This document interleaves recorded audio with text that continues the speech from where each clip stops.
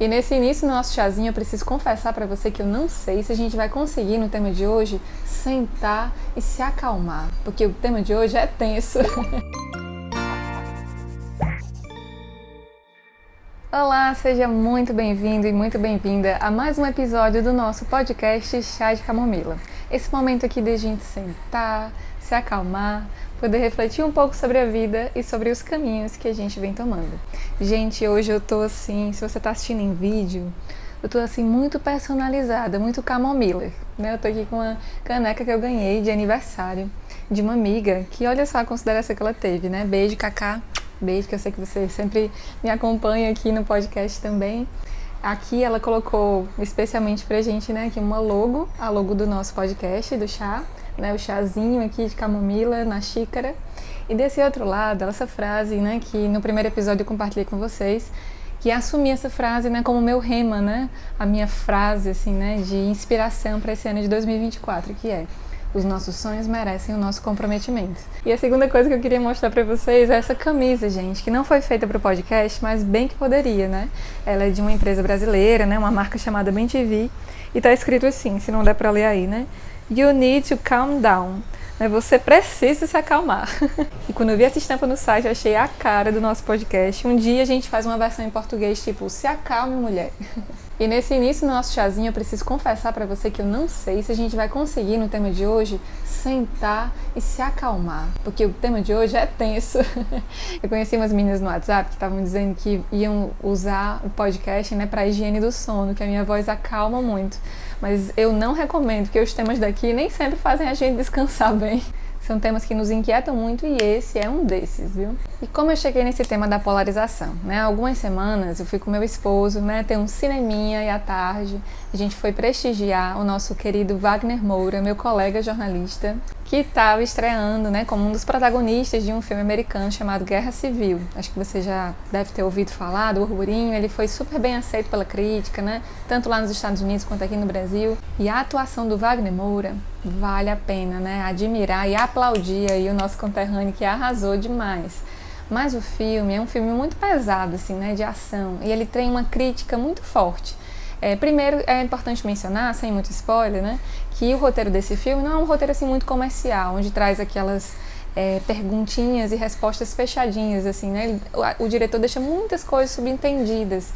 E uma delas é o contexto da guerra, né, que os Estados Unidos está passando. A gente entende aí no contexto, sem muita explicação, né, que os Estados Unidos estão em guerra contra eles mesmos, né, uma guerra civil. E é interessante que a gente vai percebendo ao longo do filme que não existe assim uma disputa geográfica, sabe? Tipo, norte contra sul. Não, são disputas ideológicas mesmo. Lá eles estão num contexto muito extremo, né? Como é um contexto de guerra mesmo, com muitas mortes, assim, com uma tamanha frieza, assim, que a gente se inquieta, né, ao assistir. São cenas muito fortes, muito impactantes.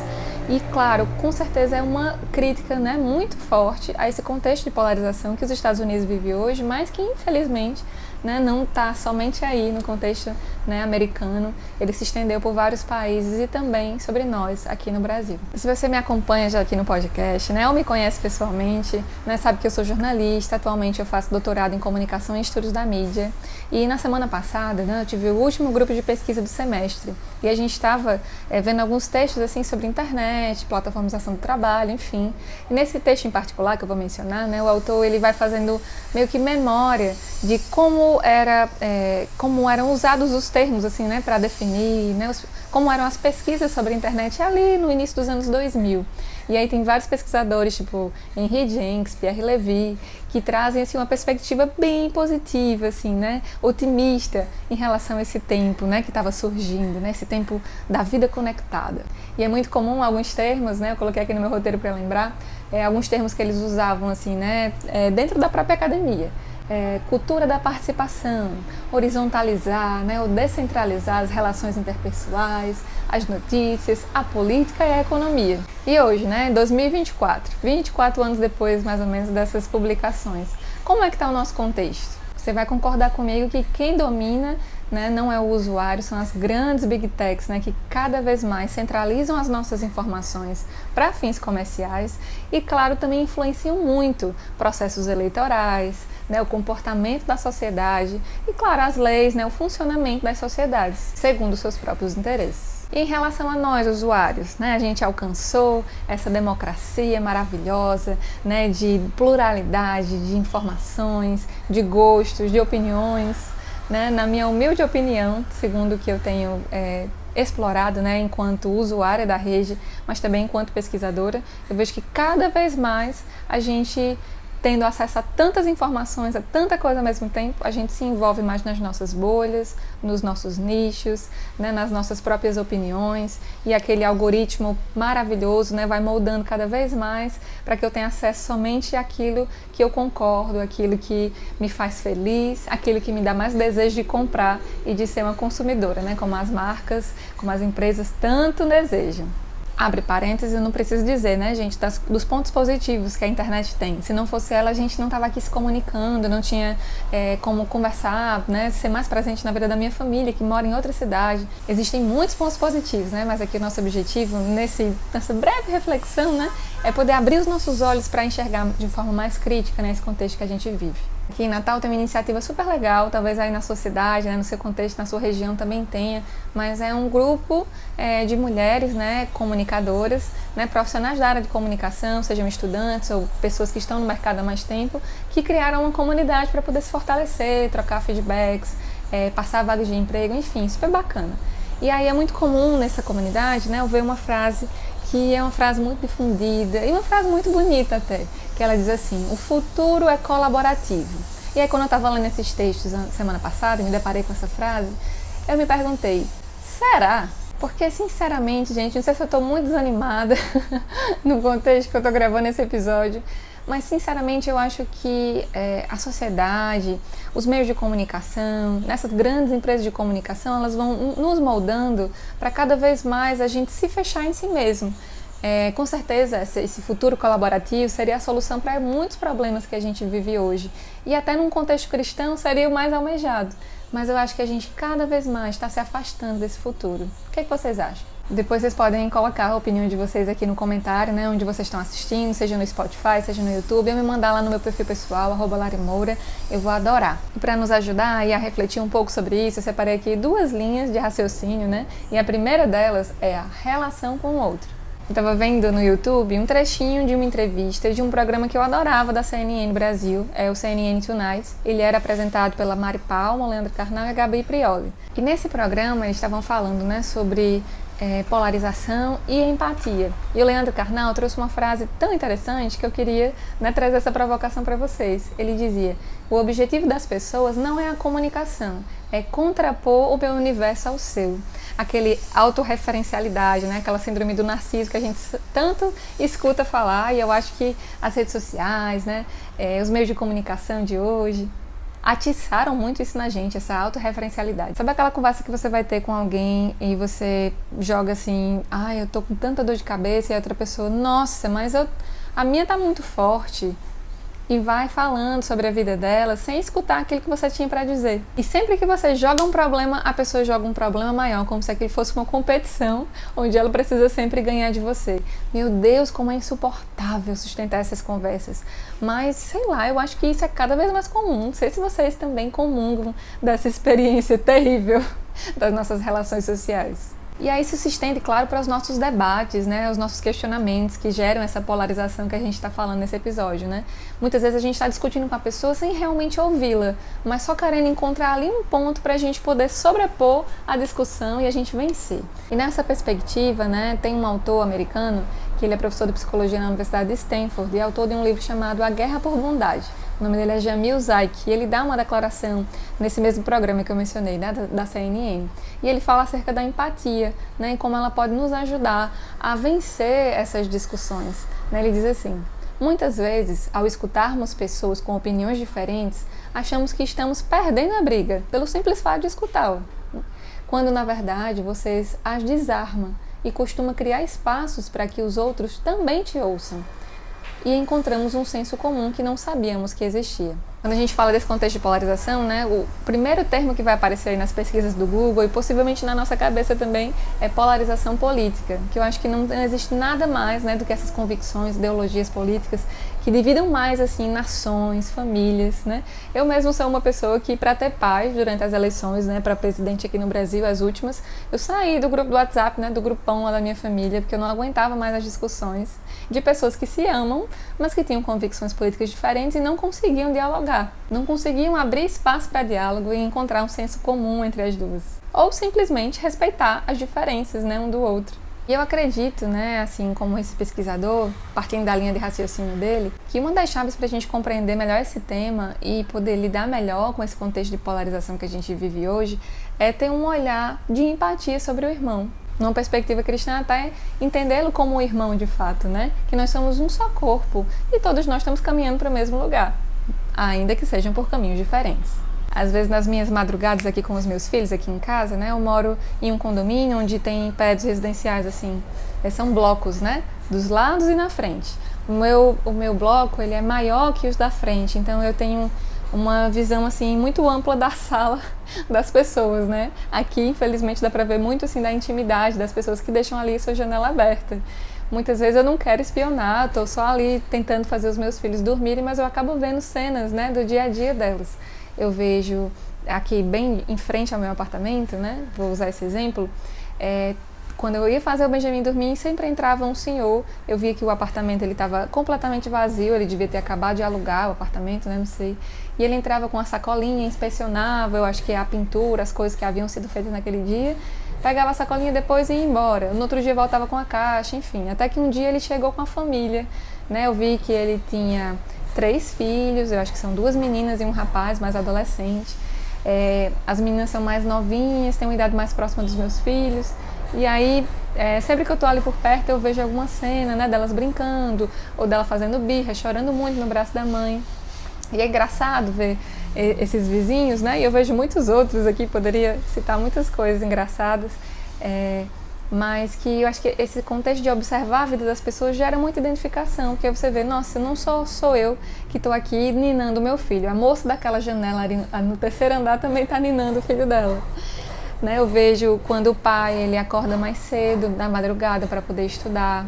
Né? Eu vejo ele ensinando a lição, possivelmente uma lição ali, quando ele está ao lado do filho com o caderno na mão, né? Eu deduzo que é a lição de casa. Então eu vejo o dia a dia de uma família que se assemelha muito ao dia a dia da minha família, ainda que com tantas diferenças, né? Eu não sei o nome dessas pessoas, de onde elas vêm, suas preferências políticas, nada, mas eu sei que eles são meus irmãos, que nós comungamos de um mesmo espaço. E isso por si só já gera identificação, já gera empatia. Mas parece que quando a gente está nas redes sociais e a gente só vê aquele comentário ali nebuloso, a gente esquece que tem um ser humano por trás deles e mete a faca. E a culpa está longe de ser só dos usuários, gente, né? Os próprios meios, os veículos de comunicação que estão ali, eles incitam essa polarização, né?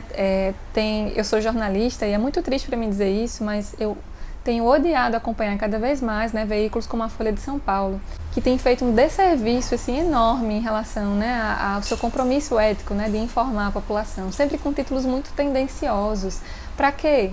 Para poder gerar engajamento nas publicações, né, que vão reverberar ali em mais engajamento da empresa e mais lucro, que é sempre o objetivo central, né, dessas grandes empresas.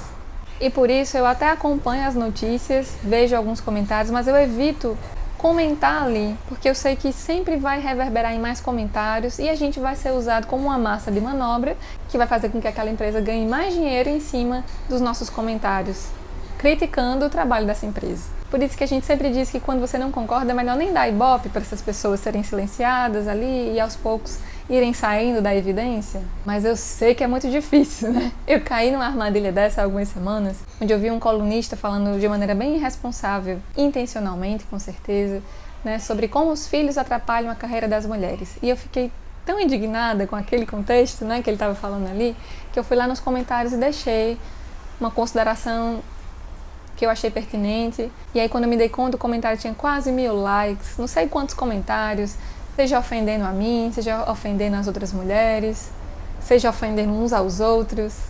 E aí, no final das contas, né? A empresa vai continuar chegando para muitas pessoas com suas manchetes tendenciosas, mentirosas por muitas vezes. E no final, eu que estava indignada só colaborei para que isso acontecesse. Eu não tenho nenhuma grande solução para apresentar sobre esse caso, né? Eu acho que, como a gente diz popularmente, o buraco é muito mais embaixo. Mas é importante a gente se educar, né, como usuário dessas redes e como ser humano, né, de não esquecer que por trás de um comentário maldoso, de uma notícia tendenciosa, de qualquer outra coisa que a gente sofra, né, nos ataques aí na internet, que cada vez são mais comuns, que a gente está lidando com pessoas. E algumas vezes vão ser robôs, né? A gente pode identificar lá facilmente quando forem. Mas na maior parte das vezes são pessoas, são irmãos. Então, nesse primeiro ponto, a nossa relação com o irmão. Independente de você estar em um ambiente digital ou fora dele, né, não esquecer que nós estamos lidando com uma pessoa, que por trás daquela opinião, daquele ponto que vocês discordam, ainda é uma pessoa, um pai, uma mãe de família, uma pessoa que pode estar passando por uma experiência muito difícil e ali descontando naquele diálogo com você. Enfim, existe uma pessoa, um ser humano, e precisa ser preservado em sua dignidade e merece uma chance de ser ouvido. E no segundo ponto que eu queria conversar aqui com vocês, né, nesse episódio do podcast, o segundo ponto é a nossa relação com o meio ambiente. Pode parecer que eu estou fugindo do tema, né? Numa conversa sobre polarização, do nada eu trazer um tópico sobre o meio ambiente, mas eu vou me explicar. O meio ambiente e os seres vivos, eles são inseparáveis, não tem como falar de humanidade sem falar do ambiente, né? Da ambiência onde ela se encontra. E esse pensamento é comum entre duas figuras públicas que podem parecer muito divergentes, né? Quando eu postei uma foto aqui que estava estudando para esse podcast com o Ailton Krenak e o Papa Francisco, eu recebi alguns directs de amigos que são professores de geografia e de história dizendo: eita, que esse podcast eu quero ver! Porque o Ailton Krenak, né, ele é um grande ativista indígena, né, aqui brasileiro, e o Papa Francisco, como vocês sabem, é líder da Igreja Católica. Eu me baseei muito, né, nessa pesquisa numa obra do Ailton Krenak que chama Ideias para Adiar o Fim do Mundo. É um livro que eu ainda não conhecia dele, né? Eu tinha lido um outro durante a pandemia, né, onde a obra dele ganhou muita evidência. É um livro ótimo, mas eu escutei em audiolivro e vou até deixar, né, aqui na descrição desse episódio, se você quiser ouvir. Acho que tem 1h20, né? Dá para você ir aí para a academia e escutar como eu fiz. E a obra do Papa Francisco, eu trouxe esse documento aqui, que é um documento já antigo, uma carta encíclica chamada Laudato Si, Louvado Sejas, que é sobre o cuidado da casa comum. E ele, nesse livro, né, o Papa Francisco, ele vai deixar muito claro, assim, eu vou trazer aqui uma visão da Bíblia, né, que desde aí do Gênesis, a palavra de Deus vai falar, né, que a existência humana, ela se baseia em 3 relações fundamentais, são elas, né, que são intimamente ligadas: a relação com Deus, a relação com o próximo e a relação com a terra. A terra que é de onde nós viemos, né? Nós viemos aí do barro, e a terra que nos foi dada para que a gente pudesse administrar. E sobre esse tríduo, assim, né, a nossa relação com Deus, com o próximo, com o meio ambiente, eu fiquei pensando muito que no dia que eu comecei o roteiro desse episódio, né, eu estava amadurecendo a ideia de falar isso aqui com vocês, o evangelho do dia era sobre o jovem rico. Vou contextualizar aqui para quem não conhece. O jovem rico era um jovem que chegou aí para Jesus e disse: olha, eu observo todos os mandamentos, né, mas o que é que eu posso fazer para alcançar a vida eterna?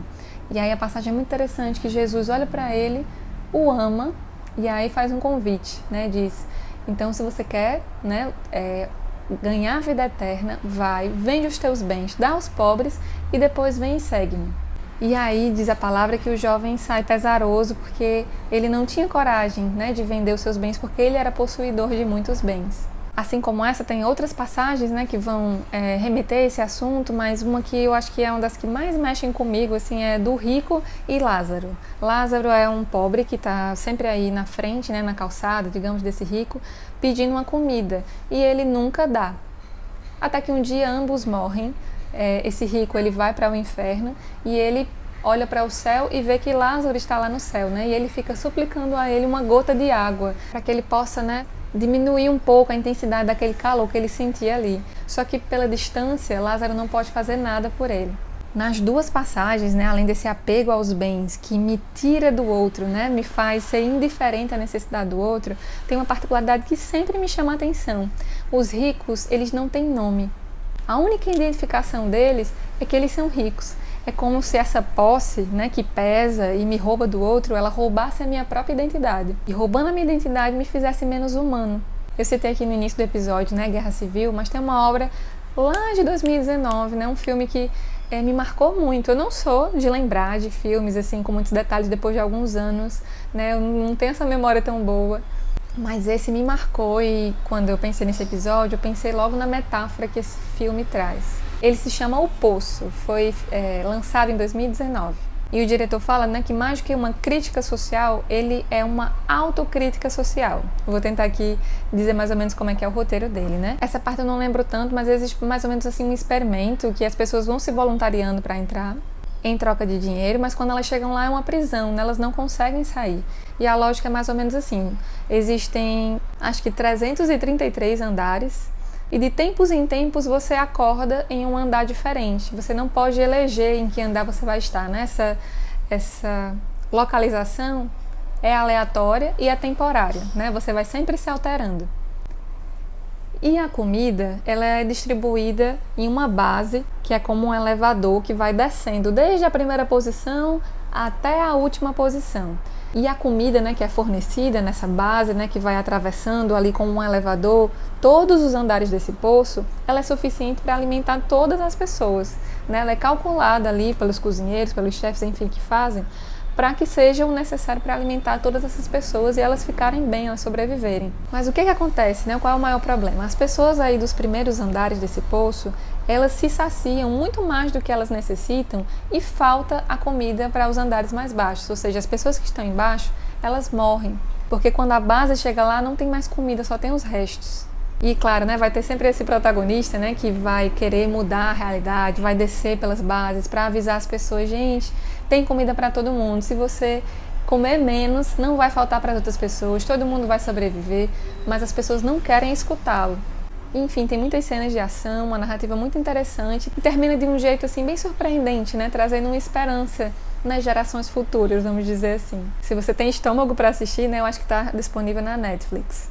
Mas eu acho que é um filme que, infelizmente, né, ele é uma metáfora muito real de como funciona a nossa sociedade, que cada vez mais se importa menos com o outro, né, e que as classes mais desfavorecidas, né, são sempre as que se prejudicam mais. Nessa obra do Krenak, que eu mencionei, né, Ideias para Adiar o Fim do Mundo, ele traz umas provocações muito interessantes e eu acho que uma das que mais me marcou, né, foi a problematização que ele faz sobre esse conceito de humanidade. Ele diz que esse conceito de humanidade ocidental assim, né, é um conceito muito homogeneizador, né, que não abarca as diferenças e as subjetividades que são necessárias, né, para a formação do ser humano. E sem essas diferenças, né, essas particularidades que nos humanizam, a gente deixa de ser cidadão e passa a ser apenas consumidor, que é o fim principal, né, que essas grandes empresas desejam. Que a gente pare de pensar, pare de refletir, de problematizar a sociedade e vire apenas uma massa de manobra na mão delas. Eu trouxe um trecho aqui de onde o Krenak fala sobre isso. Ele diz: para que ter cidadania, autoridade, estar no mundo de maneira crítica e consciente se você pode ser um consumidor? Dá muito menos trabalho, né? Essa ideia dispensa uma experiência de viver em uma terra cheia de sentido, em uma plataforma para diferentes cosmovisões. E ele vai falar dessa experiência do consumidor, né? Que não existe ninguém mais bajulado do que um consumidor. Não existe ninguém mais bajulado, né, de alguém que entra em um estabelecimento, alguém com dinheiro, alguém com status, para beneficiar, né, aquela pessoa que está ali vendendo seus produtos. E isso da gente ser menos cidadão, né, menos ser humano e mais consumidor, me fez lembrar de uma experiência muito profunda assim, que eu tive há alguns anos, me marcou muito, que é uma experiência com um amigo. Eu não vou citar aqui o nome dele, que algumas pessoas que forem assistir esse vídeo, né, podem ser próximas a ele, eu não queria expor tanto, mas é uma pessoa que eu conheci em um contexto de vulnerabilidade muito grande, né. Eu estava numa lanchonete, assim, né, me preparando para jantar, e ele estava pedindo dinheiro, né, para comer para as pessoas que estavam ali. E uma pessoa deu para ele 25 centavos. E aí na hora ele começou a chorar, a falar alto, assim, muito irritado com a situação, né, dizendo: como é que pode? Eu digo que eu estou com fome. E aí você tem coragem de me dar 25 centavos, né? Tipo, o que dá, né? Qual é a fome que dá para ser saciada com 25 centavos, né, no contexto que a gente vive hoje? E aí aquilo me tocou muito. Eu lembro que na hora eu olhei assim: meu Deus, eu não tenho dinheiro nenhum para dar para ele, mas eu estava com cartão de crédito. Então perguntei: o que você quer para jantar? E aí me chamou a atenção que ele escolheu uma sopa de peixe. E aí eu pensei: nossa, que coisa aleatória, né? Eu pensei que ele escolheu uma coisa mais forte. Mas aí depois ele sentou do meu lado e eu vi que a fome dele era uma fome assim de ser ouvido, né? E aí eu comecei a perguntar: mas por que você está pedindo dinheiro, né? Você tem casa, mora na rua, você é de onde? E eu descobri que ele estava passando por uma situação de saúde, né, muito delicada. Ele tinha leucemia Ele vem do interior, de uma comunidade assim mais ribeirinha, e vinha para Natal na época para se tratar. Vinha com um carro da prefeitura, mas o carro não esperava, né, ele terminar o tratamento, então ele ficava meio que ao léu na rua, procurando pessoas que dessem o valor suficiente para poder ele pegar um veículo para voltar para casa. E aí quando eu soube disso, né, eu não tinha dinheiro, como eu falei, mas eu fui de mês em mês ali da lanchonete, fui contando a história dele e pedindo para as pessoas algumas moedinhas para poder inteirar o valor ali, né, da passagem dele para ele voltar para casa e naquela noite não dormir na rua. Quando enfim chegou, né, completou o valor, eu fui lá e disse, tá aqui. Quando terminar de comer, você vai para sua casa. E ele ficou assim extremamente agradecido, né? Mas a lanchonete era na comunidade católica que eu pertenço, né? A comunidade Shalom. Eu disse, não agradeça a mim não, vamos ali agradecer, né, a quem importa. E a gente foi lá na capela, né? Eu ensinei para ele que ali naquele Santíssimo, né, que a gente chama, é o ostensório com o pão, né, que para nós é Jesus. E ele agradecesse ali, né? Porque, enfim, foi uma manifestação da providência de Deus eu encontrá-lo naquela noite. E a partir desse dia, né, surgiu em nós uma amizade, porque a gente se encontrou por muitas outras vezes, né? E eu tentava observar, né, os contextos assim a partir do olhar dele, né? Quando eu chegava com ele em um ambiente como, não sei, uma padaria, uma farmácia, né, para providenciar alguma coisa que ele precisava, a primeira iniciativa das pessoas era barrar, né? Porque ali existia um jovem que era analfabeto, que tinha roupas assim mais maltrapilhas, né, como alguém que vive na rua, um jovem desdentado, né, e um jovem negro, que a gente sabe que a nossa sociedade, infelizmente ainda, né, discrimina muito as pessoas negras. Então, parece que essas pessoas quando chegam representam uma ameaça, né, já vão logo pensando que vai ser roubado, enfim, alguma ameaça à segurança. E ele não era visto como um consumidor, como eu que estava ao lado dele era. Ou seja, não tinha o respeito, a dignidade que as pessoas colocam em um consumidor.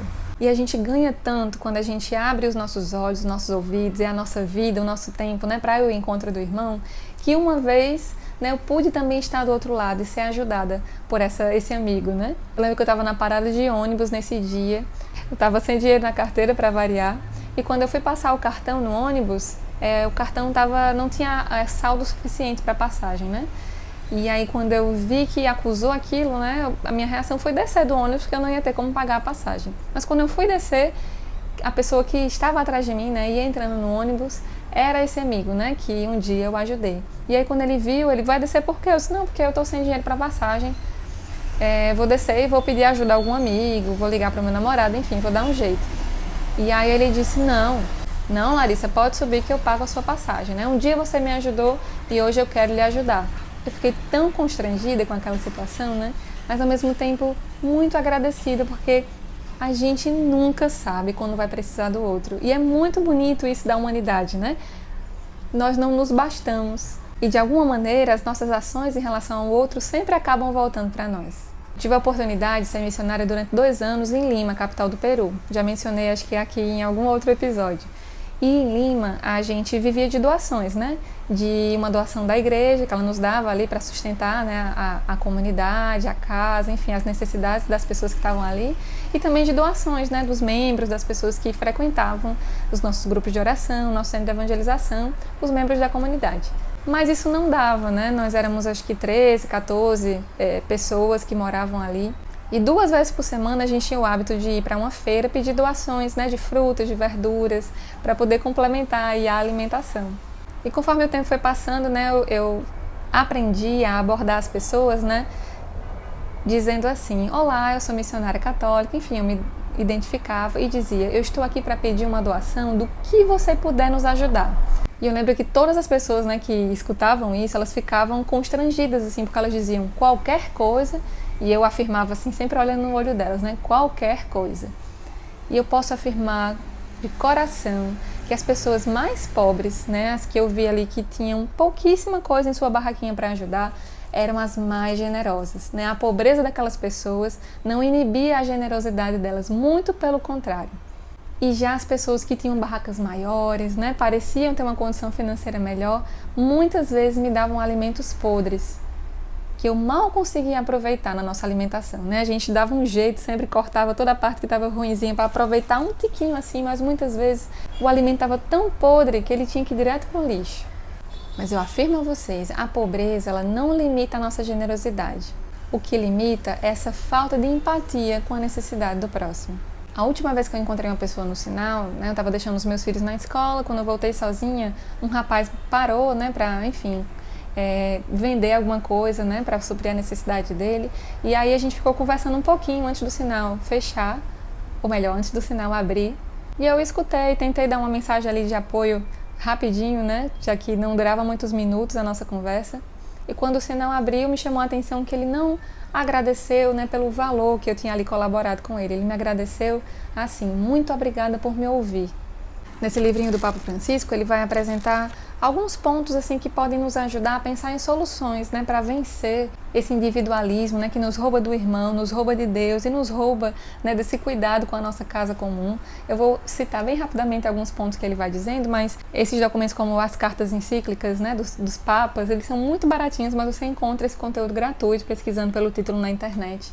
Né, e algumas soluções, eu vou só pontuar aqui, né, que ele traz para os cristãos e todas as pessoas que desejam colaborar, né, com a casa comum.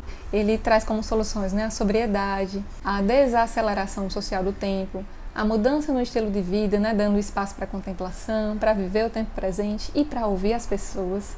E a corresponsabilidade, né? Tentar, nem todas as pessoas são chamadas a serem políticos, né? A serem pessoas assim que estão à frente das leis, enfim, mas que todos nós possamos nos envolver, né, em associações em prol, seja do meio ambiente urbano, né, seja do meio ambiente natural, para ter esse senso de corresponsabilidade, né, que todos nós deveríamos ter sobre o irmão e sobre a natureza. E eu queria encerrar esse episódio, né, com um trechinho aqui da fala do Papa Francisco ao encerrar esse livro também, que traz para nós um sinal de esperança sobre como a gente deve viver esses tempos que nos fecham tanto em nós mesmos, né, com essa polarização. Para além do sol. No fim, vamos nos encontrar face a face com a beleza infinita de Deus e podemos ler com jubilosa admiração o mistério do universo, o qual terá parte conosco na plenitude sem fim. Estamos caminhando para o sábado da eternidade, para a Nova Jerusalém, para a casa comum do céu. Diz-nos Jesus: eu renovo todas as coisas. A vida eterna será uma maravilha compartilhada, na qual cada criatura, esplendorosamente transformada, ocupará o seu lugar e terá algo para oferecer aos pobres, definitivamente libertados. Eu espero de coração que esse episódio tenha aquecido o seu coração, mas também que o mova, né, a sua corresponsabilidade com o meio que nós vivemos e com o irmão que está aí ao nosso lado. E se você gostou, não esquece de compartilhar nas suas redes sociais, nos seus grupos de WhatsApp, com a sua família, seus amigos. Se inscrever aqui na plataforma onde você está nos escutando, né? Seja no Spotify, seja no YouTube. E se puder, deixa aí seu comentário, né? Sua opinião sobre esse assunto ou observações, né, que você queira para que a gente possa aprender para os próximos episódios do nosso programa, combinado? Um beijo enorme e até a próxima!